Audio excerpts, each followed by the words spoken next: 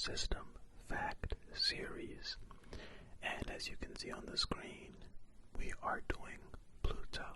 Now, as mentioned in my last video, Pluto is no longer considered an official planet. It is now considered a dwarf planet, but still in the solar system. You may be gone, but not forgotten, Pluto. Well, you're not gone or forgotten, because we still know you're there, and you are a dwarf planet. But, you know what I mean? I'm including you, okay?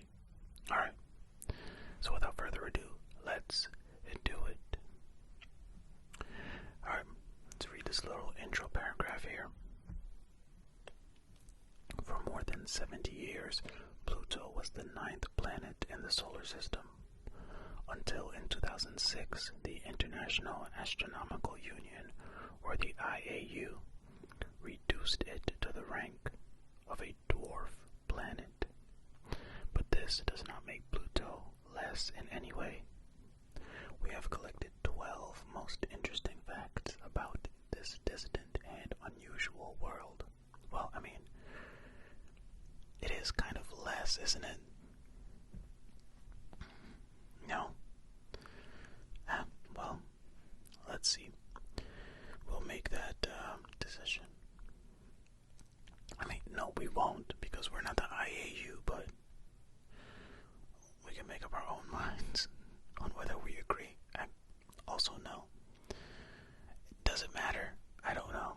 Let's read. Pluto was discovered while searching for planet X.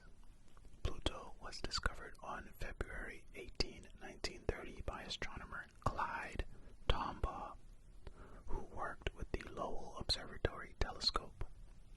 He was looking for planet X, a hypothetical celestial body that affects the orbit of Uranus. Tombaugh used a blink comparator, a device that compares two images of the same part of the sky to detect shifting objects, which may turn out to be yet undiscovered planets. Pluto was found in photographs taken by Clyde Tombaugh on January 28 and 29, 1930.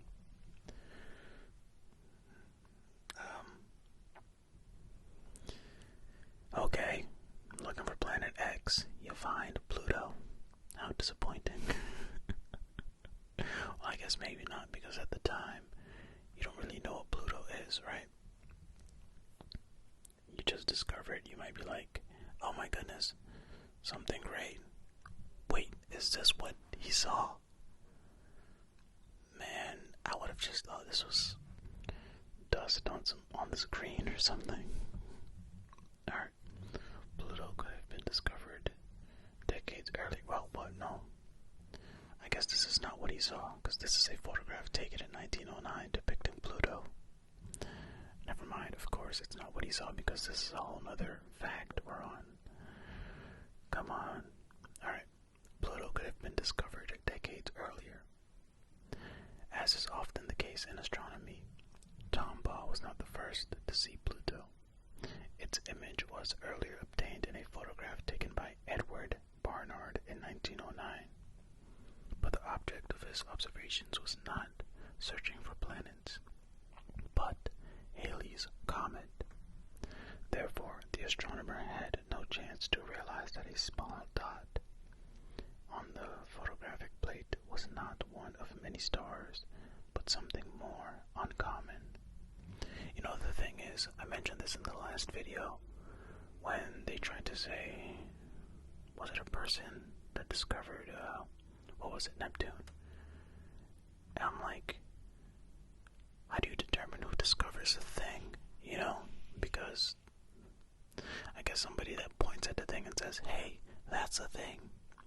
Even though many people have looked at it before, the person that claims it is the one that discovered it. Is that how discovery works? Alright, next paragraph. The most realistic chance to detect Pluto was missed by astronomers at the Lowell Observatory, who purposefully searched for planet X. In 1915, they twice photographed the area of the sky where the dwarf planet was at the time. Unfortunately, in one of the pictures, the image of Pluto was superimposed on a star, and in the other, it got on the plate defect. As a result, the discovery took place 15 years later. I mean, sure, fine, okay, fine. Next up, the name Pluto was suggested by an 11-year-old girl. After the discovery of the new celestial body, various scientists have proposed a number of variants of its name. They included Zeus, Minerva, Cronus, and Percival, in honor of Percival Lowell, founder of the Lowell Observatory and the main sponsor of the search for Planet X. At the end of the day, the name proposed by 11-year-old Venice Burney was chosen. When asked by her grandfather what she would call the new planet, the girl replied that if it is so far away and cold, it should be called Pluto, in honor of the Roman god of the underworld. Her grandfather liked this version so much that he told about it to a familiar professor of astronomy, who in turn passed it on to the staff of the Lowell Observatory. During the next vote to choose the name of the planet, they unanimously supported Pluto. This name not only corresponded to the ancient tradition of naming the planets in honor of the gods, but also paid tribute to Percival Lowell, as its first two letters corresponded to the initials of PL. I mean, sure, but you can say that about anything, right? You can always, anything that's named, well, the first initial is this, which means it also pays tribute to so-and-so, right? There you go, Venice. Good job naming a planet. Next up, the discovery of Pluto was made due to an error in the calculations. Because astronomers could not view Pluto's disk, even with the most powerful telescopes, it has been supposed for many decades that it was similar in mass to Earth, but had a very dark surface that reflected almost no light. That all changed in 1978 when American astrophysicist James Christie discovered that Pluto has at least one satellite named Charon. Okay. Thanks to the discovery of Charon, astronomers were finally able to determine the mass of Pluto. It turned out to be 500 times lighter than the Earth. Thus, Pluto was not able to influence Uranus. The matter was cleared up in the next decade when the Voyager 2 probe determined the mass of Neptune itself and found out that this parameter was initially estimated incorrectly. After the correction, it turned out that Uranus does not experience any incomprehensible influence from unknown bodies. This means that Planet X, in its traditional sense, never existed, and the discovery of Pluto is a happy coincidence based on initially erroneous calculations. Yeah, well, isn't that how it works in science a lot of the time, right? You're trying to figure out one thing, you figure out another. That par for the course, it seems. Next up, sometimes Pluto gets closer to the Sun than Neptune. Pluto's orbit is very different from the orbits of planets of the solar system. It has a much greater eccentricity and inclination to the plane of the ecliptic. In aphelion, it moves away from the Sun by 7.3 billion kilometers, and in perihelion, it approaches it by 4.4 billion kilometers. This is less than the distance between the Sun and Neptune. Thus, during each turn, Pluto for some time gets closer to the Sun than Neptune. The previous such event took place since 1979 to 1999. The next time it will take place since 2222. Why am I saying it like that? 2/22/47. Why did they write it like that? I don't know. Maybe that's correct. Okay. Me thinking about this last sentence just made me forget everything. Basically, Pluto gets closer to the Sun than, what was it, Neptune? I mean, yeah, look. the shape is not even, right? Why is my mouse all funky? What's going on? Okay, next up. So far, Pluto was visited by only one spacecraft. In its history, Pluto has so far been visited by only one spacecraft, the New Horizons probe. It was launched in January 2006 and reached its goal in July 2015. Interestingly, at the moment of the launch of New Horizons, Pluto still had the title of planet. Yeah, because they did say in 2006 when they changed it, right? And this thing launched early 2006, so yeah, there's the probe. Next up, Pluto ceased to be considered a planet since 2006. The decision to remove Pluto from the list of planets was made at the IAC session in August 2006. It was caused by the discovery in the early 2000s of several trans-Neptunian objects comparable to Pluto in size and mass. This posed a dilemma for astronomers, either to recognize all these bodies as planets or to put them all into a new category and reclassify Pluto. As a result, the second option was chosen, and Pluto became a dwarf planet. It is worth noting that some scientists have not accepted the new classification and hope to reconsider the IAS decision in the future. And there it is. Look at that. All the planets staring at Pluto. I think I'm going to make this the thumbnail. But I also feel like I've used this picture before in a thumbnail. Can't quite remember. Next, Pluto is smaller than the Moon. Thanks to New Horizons, scientists were able to determine the exact size of Pluto. The diameter of the dwarf planet is 2,380 kilometers, with a surface area of 17.17 million kilometers square. Thus, Pluto is smaller than our Moon, whose diameter is 3,480 kilometers. Okay. Big image of Pluto. It kind of just looks like a moon, which, you know, it might be a satellite on another planet.